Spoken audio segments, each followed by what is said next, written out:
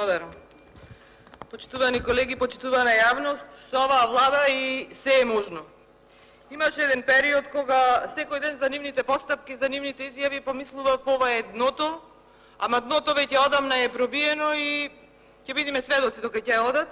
Меѓутоа, најжално се е што успеа народот да го направат резистентен на сите нивни постапки и кои што се секојдневие веќе, и то по неколку пати во ден се случуваат.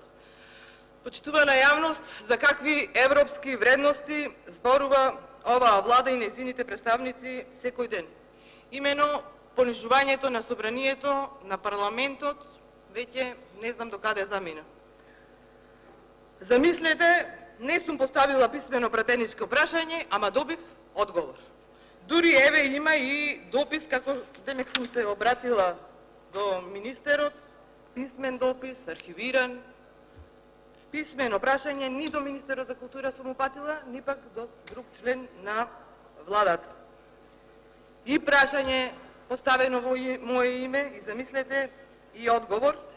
И сега не знам дали во статистиката на координаторот на Социјалдемократскиот сојуз влегуваат и непоставени пратенички прашања, ама добиени одговори од страна на министри.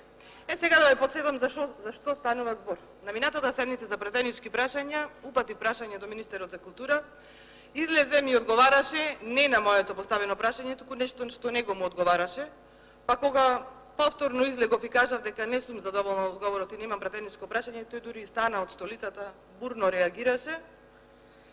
И во контекст на ова сакам да прочитам и стенограми, за да види јавноста дека сум во право. Уште на почетокот, кога седницата ја водеше Горан Мисовски, уште на почетокот кажав дека немам дополнително прашање, а пак мојот говор го завршив со реченицата: сепак на крајот одговорноста е ваша, немам дополнително прашање. На што Горан Мисовски вели: ви благодарам, не е задоволна пратеничката. Не е задоволна пратеничката и нема, кажа и уште на самиот почеток, немате право поделник, нема дополнително прашање.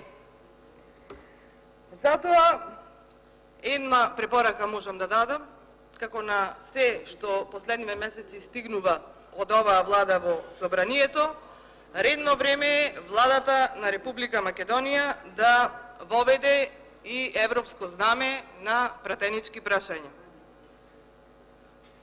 Нека си воведе европско знаме на пратенички прашања, сами нека си поставуваат прашања, сами нека си даваат одговори, ама тоа да го играат со нивните пратеници кои што очигледно се спремни на се. И како што кажав, ниту сум поставила прашање, така да нема на што да бидам ни задоволна или незадоволна. Благодарам.